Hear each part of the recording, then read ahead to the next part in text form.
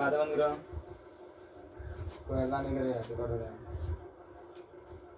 तो हमें chapter class 8 का जो है चैप्टर नंबर 1, चैप्टर 1 है दोस्त। इस चैप्टर का नाम है परिमेय संख्या।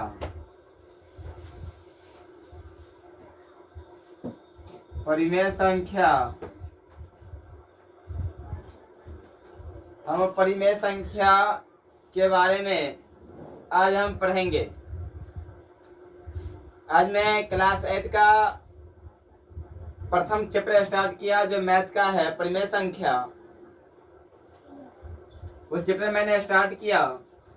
तो परिमेय संख्या को जानने से पहले हम कुछ डिफिनेशन देख लेते हैं, उसके पहले कुछ और जानकारी ग्रहण कर लेते हैं। जैसे पहला नंबर हम बताएं कि प्राकृत संख्या,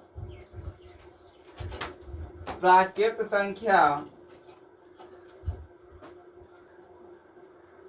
प्राकृत संख्याएं क्या है या प्राकृत संख्या किसे कहते हैं। तो देखो, गिनती की संख्या को, गिनती की संख्या को प्राकृत संख्या कहते हैं। प्राकृत संख्याएं कहते हैं।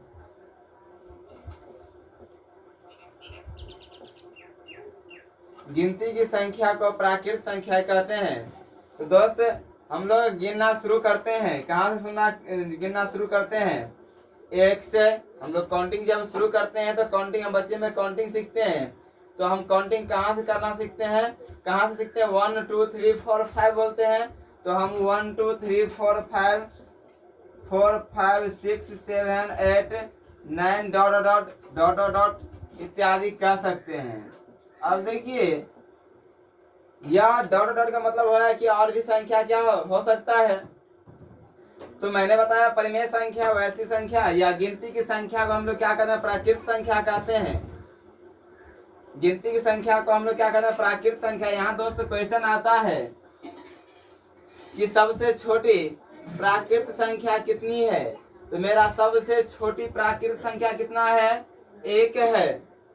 और आपसे यह पूछते हैं कि सबसे बड़ी प्राकृत संख्या कितनी है, प्राकृत संख्या कितनी है। तो देखो दोस्त, सबसे बड़ी प्राकृत संख्या लिखना असंभव है। क्यों? क्योंकि अगर मैं कह दूं 1 लाख, तो आप क्या करेंगे? 1 जोड़ देंगे तो 1 लाख 1 कह सकते हैं। हम कह देंगे 1 करोड़, तो आप कहेंगे 1 करोड़ सर, 1 जोड़ देंगे तो 1 करोड़ 1, मतलब जितना संख्या हम कहेंगे उसमें 1 जोड़कर अगला संख्या प्राप्त किया जा सकता है। इसीलिए हम कहते हैं कि सबसे छोटी प्राकृत संख्या 1 होती है और सबसे बड़ी प्राकृत संख्या कितनी होती है? अनंत होती है। तो लिखे कहेंगे कि सबसे छोटी प्राकृत संख्या 1 है। दूसरा, सबसे बड़ी प्राकृत संख्या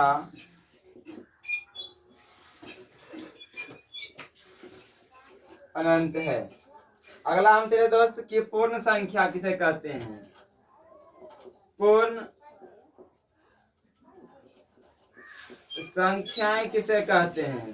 तो देखो, पूर्ण संख्याएं गिनती की संख्या में 0 शामिल करने से, गिनती की संख्या में 0 शामिल करने से बनी संख्या को क्या कहते हैं? पूर्ण संख्या। तो गिनती की संख्या में शून्य को शामिल करने से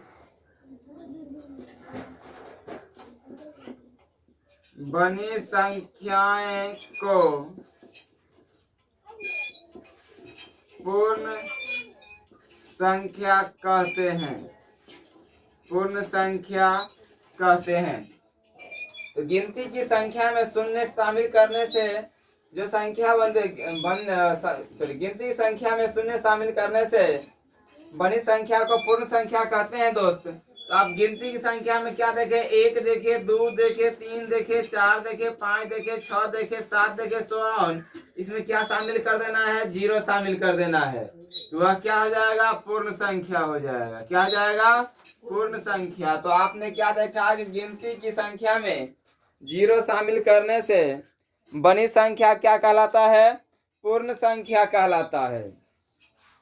अब दोस्त आपसे ये पूछ दिया जाएगा, यहाँ ये क्वेश्चन राइज होता है, क्या राइज होता है कि सभी पूर्ण संख्या, क्या सभी पूर्ण संख्या प्राकृत संख्या होगी। तो मेरा दोस्त यह आएगा, सभी पूर्ण संख्या प्राकृत संख्या होगी।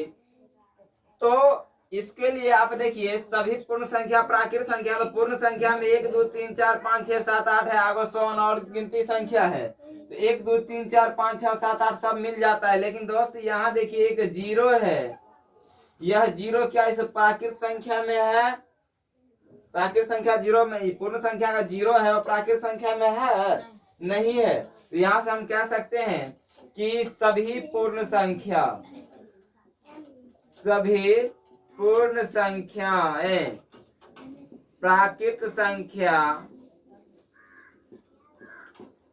प्राकृत संख्याएं नहीं हो सकती है। दूसरा क्वेश्चन आता है दोस्त कि क्या सभी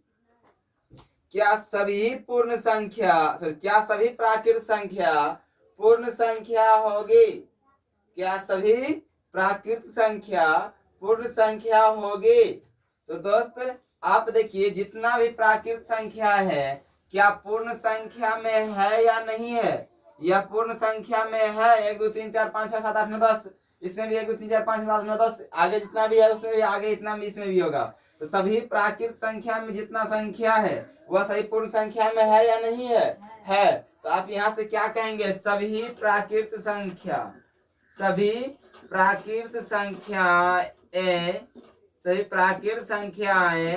पूर्ण संख्या क्या होगी, पूर्ण संख्या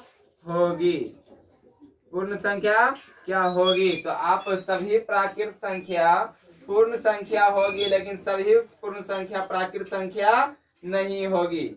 क्यों नहीं होगी दोस्त, क्योंकि पूर्ण संख्या में 0 भी शामिल है, लेकिन प्राकृत संख्या में 0 शामिल नहीं है। यहाँ से हमने क्या सीखा कि गिनती की संख्या को प्राकृत संख्या कहते हैं।